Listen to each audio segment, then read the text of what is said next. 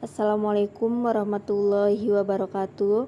Halo teman-teman semuanya, pada video kali ini kami kelompok 7 kelas PBS 3A akan menampilkan video yang kami buat yang bertujuan untuk memenuhi mata kuliah teori ekonomi Islam dengan dosen pengampu Bapak Trisna Taufik Darmawansyah Magister Ekonomi dengan materi distribusi pendapatan dan kekayaan dalam Islam. Sebelum pembahasan materi, izinkan saya memperkenalkan diri dan memperkenalkan anggota kelompok saya.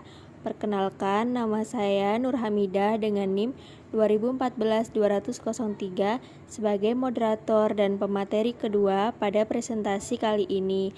Adapun rekan saya yaitu Nabila Putri Febrianti dengan NIM 2014-234 sebagai pemateri pertama. Yang terakhir ada Siskia Sintia Nur Afiza dengan NIM 2014-20020 sebagai pemateri ketiga. Baik, langsung saja kita ke pembahasan materi. Kepada pemateri dipersilahkan. Saya, Nabila Putri Febriani dengan NIM 2014-20034 sebagai pemateri pertama. Sejak dahulu hingga sekarang, masih berlangsung kontroversi luas dan sengit tentang pokok persoalan distribusi pendapatan nasional antara berbagai golongan rakyat di setiap negara demokratis di dunia. Hal ini disebabkan kesejahteraan ekonomi rakyat sangat tergantung pada cara distribusi seluruh pendapatan nasional. Dikemukakan bahwa teori distribusi hendaknya dapat mengatasi masalah distribusi pendapatan nasional di antara berbagai kelas rakyat. Terutama, ia harus mampu menjelaskan fenomena bahwa sebagian kecil orang kaya raya, sedangkan bagian terbesarnya adalah orang miskin. Celakanya, kalangan ahli ekonomi modern menganggap masalah distribusi ini bukan sebagai masalah distribusi perseorangan, melainkan sebagai masalah distribusi fungsional. Teori ekonomi modern mengenai distribusi merupakan suatu teori tentang menetapkan harga jasa produksi. Ia berusaha menemukan nilai jasa dari berbagai faktor produksi. Dalam hal ini, teori itu hanya merupakan perpanjangan teori umum penetapan harga. Barangkali, masalah distribusi perseorangan dapat dipecahkan dengan cara sebaik-baiknya setelah kita menyelidiki masalah pemilikan faktor-faktor produksi. Teori distribusi faktorial atau fungsional membantu kita untuk menentukan harga jasa yang diberikan oleh bermacam-macam faktor produksi, seperti tanah, tenaga kerja, modal, dan organisasi. Tetapi dalam perekonomian kapitalis, mungkin seseorang mendapat sewa. Sebagian seorang pekerja, mungkin dia mendapat upah. Sebagai seorang kapitalis, mungkin dia memperoleh bunga. Sebagai seorang pengusaha, mungkin dia menerima laba. Sekarang tibalah waktunya untuk menyelidiki bagaimana seseorang mendapatkan penghasilan dari berbagai sumber dan berbagai kemampuan dalam sistem perekonomian Islam. Pertama-tama, marilah kita menganalisis pendapatan dari tanah, misal sewa, dan tenaga kerja misalnya upah. Sewa dan upah dalam Islam. Yang pertama, sewa. Sepanjang pengetahuan saya, tidak ada bukti bahwa konsep sewa dalam arti istilah modern telah dikembangkan selama masa hayat Nabi. Barangkali di masa itu tidak terdapat kekurangan tanah. Tetapi kebutuhan akan sistem tanah yang berlangsung lama dan permanen telah dirasakan selama Khalifah Umar, sebagai akibat penaklukan Irak, Suriah, Iran, dan Mesir. Menurut penulis, konsep sewa dalam bentuknya yang sederhana telah berkembang tidak hanya karena langkah revolusioner Umar, dengan larangan pembelian tanah oleh kaum muslimin di wilayah yang ditaklukkan, tetapi juga karena dihentikannya praktek mendistribusikan tanah taklukan di kalangan kaum muslimin. Dengan demikian, Umar mengizinkan para penggarap tanah asli untuk membudidayakan tanah mereka berdasarkan pemberian haraj dan jizyah. Yang kedua, sewa dan bunga. Perbedaan sewa dan bunga yaitu, pertama, sewa adalah hasil inisiatif usaha dan efisiensi. Ia dihasilkan sesudah suatu proses menciptakan nilai yang pasti, karena pemilik harta benda atau kekayaan tetap terlibat dan berkepentingan dengan seluruh pemakaian si pemakai. Tidak demikian halnya dengan bunga, karena yang meminjamkan tidak berkepentingan lagi dengan penggunaan pinjaman, setelah pinjaman diperoleh dan bunganya terjamin. Kedua, mengenai sewa usaha produktif sangat diperlukan dalam proses menciptakan nilai, karena upaya ekonomik dilakukan pemilik modal dengan merubuhnya menjadi milik atau kekayaan. Demikianlah, maka unsur kewirausahaan tetap jelas dan aktif dalam memproduksi barang dan jasa, sedangkan bunga mungkin memperlambat proses menciptakan nilai, karena yang meminjamkan tetap tidak berkepentingan dengan penggunaan pinjaman itu, maka unsur wirausaha hilang sama sekali. Ketiga, dalam hal sewa, pemilik modal sendiri menentukan pola, ukuran, dan manfaat produk. Karena itu terbatas pada penggunaannya yang pasti dan bertujuan. Sedangkan dalam hal bunga, pemilik yang sebenarnya tampaknya tidak berkepentingan dengan penggunaan ekonomik dari modal. Karena itu besar kemungkinan modal dapat disalahgunakan. Keempat, dalam beberapa hal sewa tidak termasuk harga. Harga jagung tidak tinggi karena sewa dibayarkan. Sebaliknya, sewa dibayarkan karena harga jagung tinggi. Tetapi bunga tidak termasuk harga, memperlambat proses produksi, dan yang sangat terpukul adalah para konsumen miskin. Kelima, karena dalam masalah sewa banyak unsur kerugiannya, maka penggunaan modal oleh si pemilik untuk mendapatkan sewa tidak menciptakan timbulnya kelas dalam masyarakat. Sedangkan unsur kerugian tidak terdapat sama sekali dalam soal bunga yang dapat membuat kaya menjadi lebih kaya dan si miskin menjadi lebih miskin. Yang ketiga, upah dalam Islam. Nabi Shallallahu Alaihi Wasallam mengatakan, upah seorang buruh harus dibayarkan kepadanya sebelum keringat di badannya kering. Selanjutnya, diriwayatkan bersumber dari Ibnu Majah bahwa Nabi Shallallahu Alaihi Wasallam berkata, kewajiban para majikan hanya menerima pekerjaan yang mudah dilakukan oleh para karyawannya. Janganlah memperkerjakan mereka sedemikian rupa sehingga berakibat buruk bagi kesehatannya. Pada kenyataannya, dalam pola suatu masyarakat Islam, upah yang layak bukanlah suatu konsensi, tetapi suatu hak asasi yang dapat dipaksakan oleh seluruh kekuasaan negara. Bila reorientasi sikap negara telah dilaksanakan, maka penetapan upah dan perumusan produktivitas sesungguhnya hanya merupakan soal penyesuaian yang tepat. Di semua negara Islam di dunia, sangat diperlukan ditegaskannya kembali cita-cita dinamik yang mengatur undang-undang perburuhan dan menerima prinsip hak-hak buruh yang diakui seluruh dunia, seperti hak untuk mogok, mendapatkan upah yang layak, jaminan sosial, laba, dan lain-lainnya. Diterimanya hak-hak ini tidak berarti bahwa para pekerja akan mempunyai kebebasan tidak terbatas untuk melakukan apa saja. Islam mengutuk penyelewengan atau kecurangan dalam menggelapkan apapun milik majikan. Nabi Shallallahu Alaihi Wasallam diriwayatkan berkata, penghasilan terbaik ialah penghasilan seorang pekerja, dengan syarat ia melakukan pekerjaannya dengan hati-hati dan ia hormat kepada majikannya. Negara Islam memiliki wewenang untuk mengekang kegiatan antisosial pekerja dalam bentuk apapun. Sesungguhnya, Islam menghendaki pertumbuhan masyarakat yang berimbang. Untuk ini, kompromi antara buruh dan majikan dianggap sebagai persyarat yang hakiki. Yang keempat, perbedaan upah.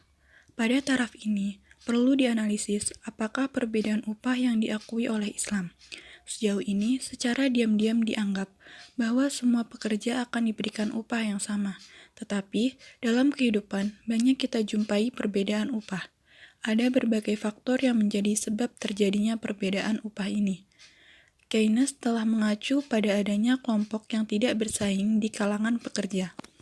Terdapat suatu perbedaan besar antara pekerja intelektual dan pekerja kasar, antara pekerja terampil dan pekerja tidak terampil. Sangat sedikit mobilitas kerja di antara dua golongan pekerja itu. Akibatnya adalah tingkat keseimbangan upah bagi masing-masing kelompok yang tidak bersaing akan ditentukan oleh rencana penyediaan dan rencana permintaan dari masing-masing kelompok. Perbedaan upah juga bisa timbul karena perbedaan keuntungan yang tidak berupa uang.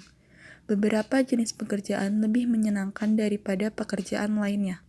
Perbedaan biaya latihan pun sering menyebabkan adanya perbedaan upah. Perbedaan upah mungkin juga disebabkan oleh ketidaktahuan atau kelambanan. Riba, bunga, dan keuntungan. Yang pertama, riba dan bunga. Digunakannya kata sandang al di depan riba dalam Al-Quran, menunjukkan kenyataan bahwa al-riba mengacu pada perbuatan mengambil sejumlah uang yang berasal dari seorang yang berutang secara berlebihan. Yang kedua, mengapa bunga dibayarkan? Aliran para ahli ekonomi Austria seperti Baumgartner memasukkan ide mengenai preferensi waktu dalam menjelaskan mengapa bunga dibayarkan. Menurut dia, bunga timbul karena orang lebih menyukai barang di masa yang akan datang dan karena kepuasan di masa itu.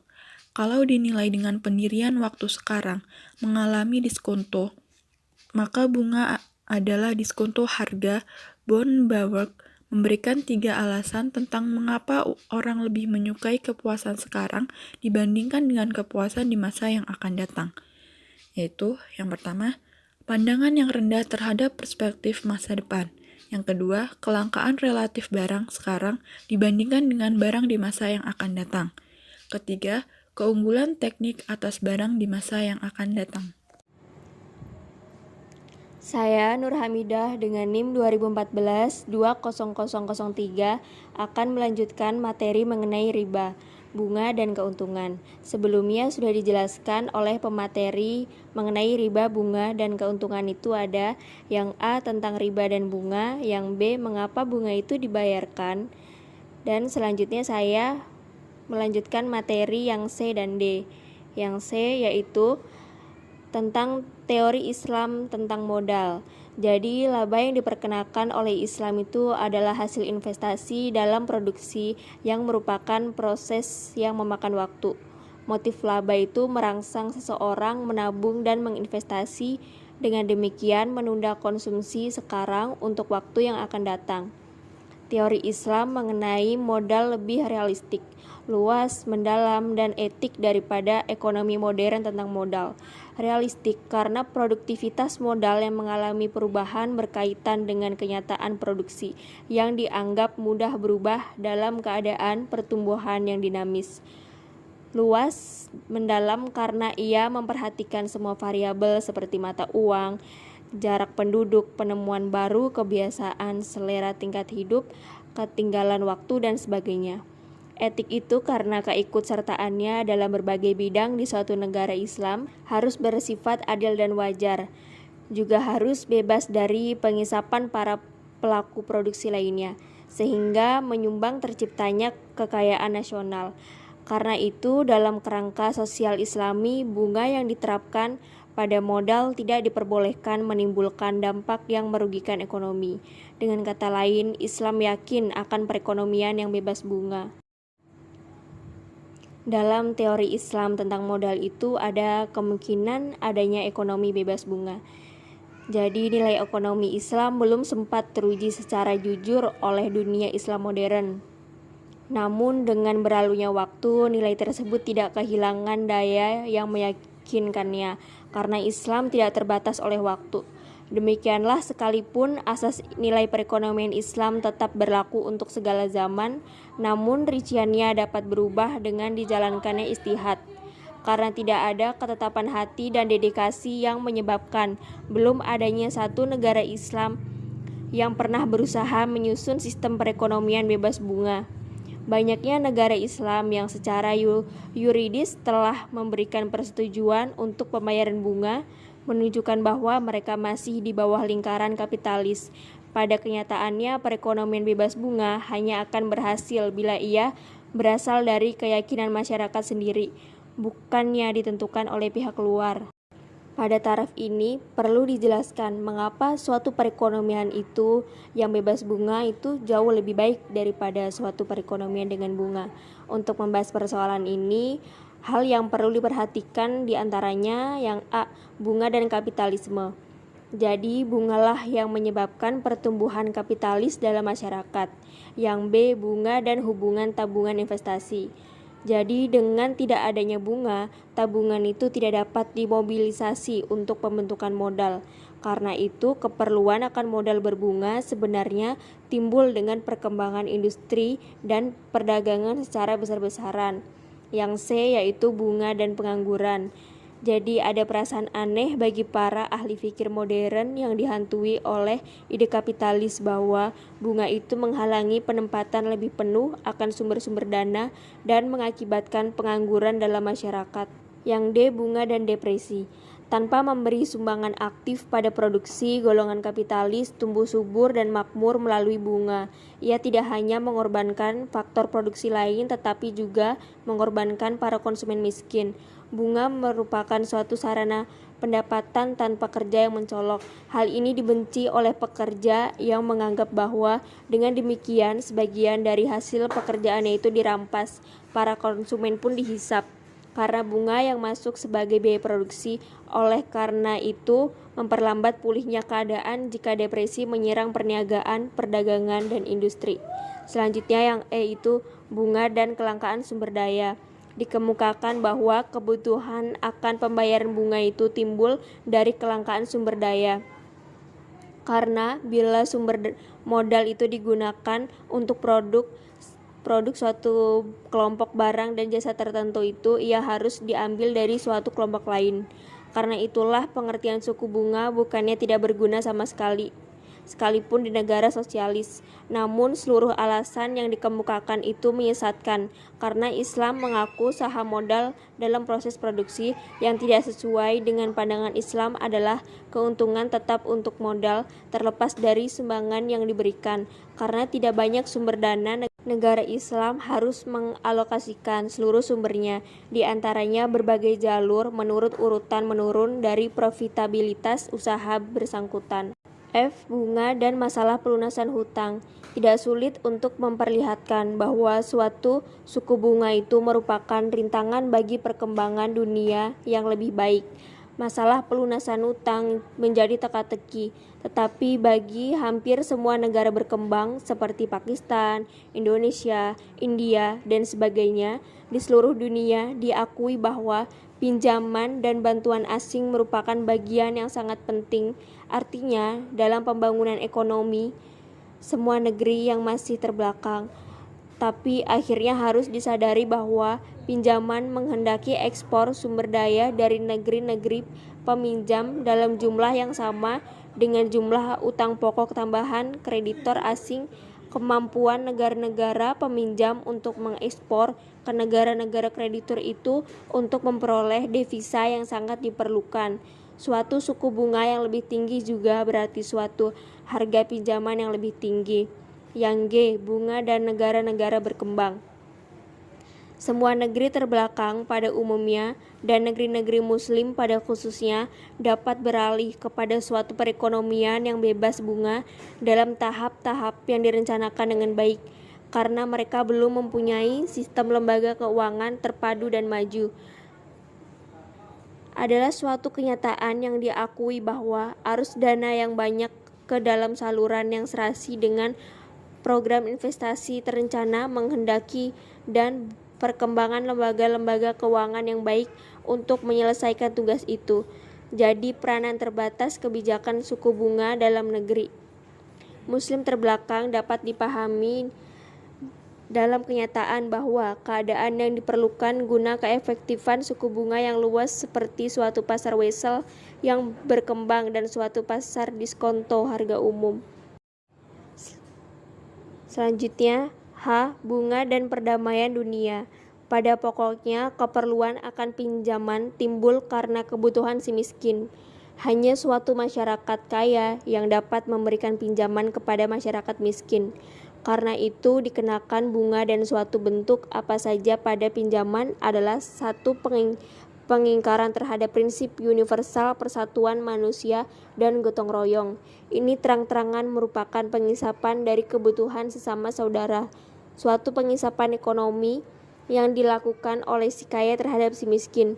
Jadi, jenis pengisapan baik terjadi pada skala nasional ataupun internasional tidak boleh menyebabkan dominasi kaum penghisap dan menimbulkan ancaman potensial perdamaian. Akibatnya, bunga dapat membahayakan susunan masyarakat yang berlaku. Bila bunga dihapus, kita dapat menyusun suatu tatanan sosioekonomi yang hampir ideal, bahkan sangat ideal. Selanjutnya mengenai laba dan bunga. Islam telah membenarkan diterimanya laba hanya dalam arti yang terbatas, karena laba yang tak terbatas dan luar biasa yang diperoleh seorang kapitalis adalah pengisapan terhadap masyarakat. Jenis laba ini umumnya hasil monopoli dan gabungan perusahaan yang memonopoli harga dan produksi, yang menjadi ciri utama ekonomi kapitalis. Tapi monopoli menimbun komoditi, menahan barang dengan harapan harga-harga akan naik dilarang dalam Islam karena memadakan kebajikan. Karena itu Islam menyetujui laba biasa yang mengacu pada tingkat laba yang jelas, tidak menimbulkan kecenderungan bagi pengusaha baru untuk memasuki suatu perdagangan tertentu maupun bagi pengusaha lain untuk keluar. Pengaturan pembagian. Sejumlah paket kebijakan operasional yang mempunyai implikasi berjangkauan jauh guna mengurangi kesenjangan pendapatan dan kekayaan dapat direncanakan dengan melaksanakan tindakan pengaturan wajib dan sukarela yang secara Islami dibenarkan, yang meliputi yang pertama, pembayaran zakat dan user. Yang kedua, larangan riba atas pinjaman konsumtif maupun produktif. Yang ketiga, hak atas sewa ekonomik murni, yaitu pendapatan yang diperoleh tanpa suatu usaha khusus oleh siapapun juga dari semua anggota masyarakat atau negara. Yang keempat, pelaksanaan hukum waris guna menjamin pengalihan harta benda antar generasi secara adil. Yang kelima, dorongan untuk memberi pinjaman tulus, ikhlas, bebas dari bunga, yaitu qard'i hasanah. Yang keenam, pencegahan kehabisan sumber daya yang kian menipis oleh generasi sekarang yang akan merugikan semua generasi mendatang. Yang ketujuh, dorongan untuk membayar sedekah kepada orang miskin oleh mereka yang memiliki dana surplus di luar kebutuhan mereka. Yang kedelapan, dorongan pengorganisasian asuransi kooperatif. Yang kesembilan, dorongan didirikannya perserikatan kedermawanan, yaitu Auqaf, untuk menyediakan barang-barang sosial maupun barang-barang pribadi bagi orang-orang yang layak menerimanya. Yang kesepuluh, dorongan untuk meminjamkan modal produktif tanpa mengenakan biaya bagi mereka yang membutuhkannya. Si penerima diharapkan akan mengembalikannya kepada si pemilik asli sesudah mencapai sasaran atau tujuan peminjaman, yaitu ma'un.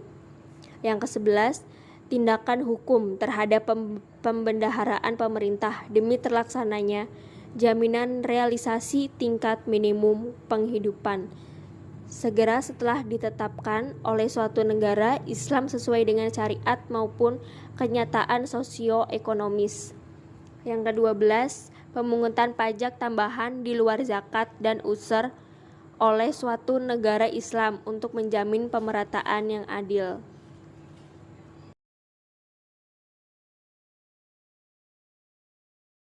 (7.4) Hukum Islam tentang warisan dan maknanya dalam ekonomi.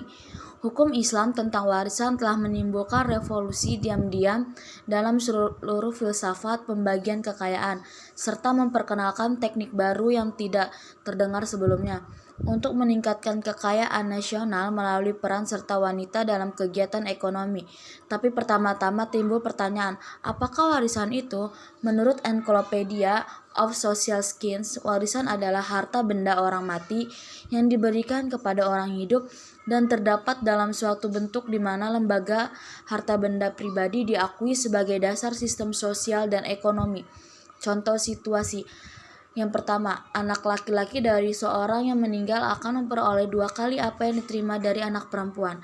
Yang kedua, bila seorang laki-laki meninggal dunia, meninggalkan seorang anak perempuan dan seorang janda, si anak perempuan akan menerima setengah dari harta bendanya. Yang ketiga, telah dilihat bahwa biasanya seorang janda menerima 1/8 harta benda almarhum suami. Yang keempat, bila seorang istri yang memiliki harta benda meninggal dunia meninggalkan suami tanpa anak, maka si suami akan menerima setengah dari harta bendanya. Yang kelima, bila seorang anak laki-laki meninggalkan istri kedua orang tua, dan saudara laki-laki, maka saudara laki-laki ini tidak menerima apapun. Yang keenam, bila seorang laki-laki hanya meninggalkan seorang ibu dan seorang saudara laki-laki, si ibu akan menerima sepertiga dari harta benda. Yang ketujuh, bila seorang laki-laki meninggalkan istri dan seorang anak laki-laki, saudara laki-laki dan saudara perempuan tidak akan menerima apa-apa. Yang kedelapan, bila seorang laki-laki meninggalkan istri dan ada kerabat dekat, maka kerabat dekat akan menerima sebagiannya. Yang kesembilan, bila seorang anak laki-laki meninggal dunia sebelum kematian ayahnya, cucu laki-laki atau perempuannya tidak akan mendapatkan apa-apa. Yang kesepuluh, bila seorang wanita meninggalkan seorang anak laki-laki atau seorang anak perempuan, anak tirinya laki-laki atau perempuan tidak akan menerima apapun. Contoh perhitungan warisan dalam situasi pertama, janda 1/8, anak laki-laki 7/8. Lalu situasi kedua, janda 1/8, anak laki-laki 7/12, anak perempuan 7/24. Selanjutnya situasi ketiga, janda 1/8, anak perempuan 1/2, saudara laki-laki 1/4, saudara perempuan 1/8. Selanjutnya situasi keempat, janda 1/8, anak perempuan 1/3, saudara laki-laki 5/24. Lalu situasi yang kelima, janda 1/8, anak laki-laki 7/8. Selanjutnya situasi yang keenam, janda 1/4, saudara laki-laki 1/2, saudara perempuan 1/4. Selanjutnya situasi ketujuh, duda 1/2, saudara laki-laki 1/2. Lalu situasi ke-8, duda 1/4, anak perempuan 3/4. Dan situasi 9, istri 1/4, bapak 1/2, ibu 1/4, saudara laki-laki 0. Lalu situasi yang terakhir, ibu 1/3, saudara laki-laki 2/3. Selanjutnya, prinsip dasar yaitu prinsip pokok mengenai tata urutan adalah orang yang lebih diutamakan ialah orang yang terdekat pada almarhum, seperti anak perempuan dari anak perempuan atau cucu lebih diutamakan daripada anak perempuan dari anak perempuannya laki-laki atau cicit. Dalam hal ini disinggung dengan singkat bagaimana cara menetapkan urutan ahli waris pada yang pertama waria, yang kedua kehamilan, yang ketiga orang yang hilang, yang keempat orang yang murtad, yang kelima orang tahanan, yang keenam orang yang tenggelam atau orang yang terbakar. Profesor Romsi dalam bukunya menjelaskan agak terinci mengenai persoalan dalam memastikan tata urutan tiap golongan orang yang tersebut di atas. Yang pertama, mengenai waria, terdapat kontroversi di kalangan para ahli hukum tentang besarnya bagian mereka dalam warisan. Banyak dari mereka itu cenderung untuk memberikan pada para waria bagian yang lebih besar daripada bagian anak laki-laki atau perempuan. Tetapi menurut Abu Hanifah, seorang waria yang jenis kelaminnya sangat diragukan mungkin diberikan bagian anak laki-laki atau anak perempuan. Lalu yang kedua, ketentuan pokok dalam mengatur kasus kehamilan adalah bahwa kasus ini dapat diatur dengan dua penggandaian, yaitu dengan mengandaikan bahwa si anak dalam rahim adalah laki-laki atau wanita. Lalu kita diminta untuk membandingkan pengaturan kedua kasus itu. Jadi ketika si anak lahir, bila ia berhak mendapatkan separuh apa yang telah dicadangkan untuknya, tidak akan ada persoalan. Tetapi apabila yang dicadangkan kurang, biarkanlah ia mengambil kekurangannya itu. Sedangkan bila yang dicadangkan itu berlebih, kelebihannya itu dapat dibagikan kepada ahli waris lainnya. Lalu yang ketiga, prinsip dalam mengatur kasus seorang yang hilang adalah dengan mengandaikan ia masih hidup, kemudian diatur dengan mengandaikan bila ia telah meninggal, kemudian dapat ditentukan pengaturan selanjutnya. Katakanlah 10 tahun jatah orang yang telah hilang itu dapat dibagikan di kalangan ahli warisnya menurut kebiasaan yang telah dilakukan. Lalu Yang keempat, bila seorang yang murtad dari agama meninggal dunia secara wajar, terbunuh atau beralih ke negeri musuh dan telah memberikan keputusan tentang keberangkatannya ke sana, maka apa yang telah diperoleh selama masa ia beriman diberikan kepada para ahli waris mukmin. Yang kelima, ketentuan mengenai warisan bagi tahanan sama seperti ketentuan bagi orang mukmin yang lainnya. Selama ia tidak meninggalkan keyakinannya, maka ketentuannya mengenai dirinya adalah ketentuan yang sama untuk orang murtad. Tapi bila kemurtadannya tidak diketahui atau tidak diketahui apakah ia masih atau meninggal, maka ketentuan mengenai dirinya sama dengan ketentuan untuk seorang yang hilang. Selanjutnya yang terakhir, andaikan seorang laki-laki memiliki harta benda. Salah seorang anak laki-lakinya meninggal dunia dalam kecelakaan dan almarhum meninggalkan seorang anak laki-laki. Menurut pendapat yang disepakati, harta benda ayah almarhum akan diberikan kepada para ahli warisan yang masih hidup, yaitu anak laki-laki yang masih hidup. Selanjutnya saya akan menjelaskan makna ekonomik. Pandangan hukum Islam tentang warisan adalah pandangan anti-kapitalis. Dalam sistem ini, seorang tidak boleh mengibahkan lebih dari sepertiga harta bendanya dengan penunjukan dalam wasiat. Sisa warisan harus dibagi di kalangan ahli waris yang ditentukan dengan bagian-bagian yang telah ditetapkan dari yang sepertiga bagian ini. Tidak ada yang boleh diberikan berdasarkan wasiat yang dapat digunakan untuk menambah bagian-bagian seorang ahli waris atau lebih, yang mungkin dapat menimbulkan prasangka bagi ahli waris lainnya. Ada beberapa pengecam yang berpendapat bahwa dilaksanakannya hukum ini menyebabkan lahan pertanian terbagi menjadi petakan-petakan yang tidak ekonomik. Sesungguhnya bentuk modern organisasi ekonomi merupakan cara penyelesaian yang sangat ampuh tentang gagasan harta benda kelompok, karena mereka cenderung untuk menyatakan hak atas pendapatan yang timbul dari harta benda yang dapat dibagi tanpa perlu membagi harta benda itu sendiri. Modal yang memadai dalam masyarakat modern. Selanjutnya, pajak yang dikenakan pada warisan. Selain dari penghapusan hak pusaka dan warisan, tentu dapat dilakukan pembatasan drastis dengan melaksanakan suatu bentuk perpajakan warisan. Di berbagai negeri perpajakan yang demikian banyak bentuknya. Tapi, biasanya ada tingkat berangsur-angsur menurut nilai keseluruhan harta benda dan sebagainya. Suatu pembatasan keras pada hak waris yang menggunakan hasilnya sebagai modal akan mengurangi suku akumulasi modal.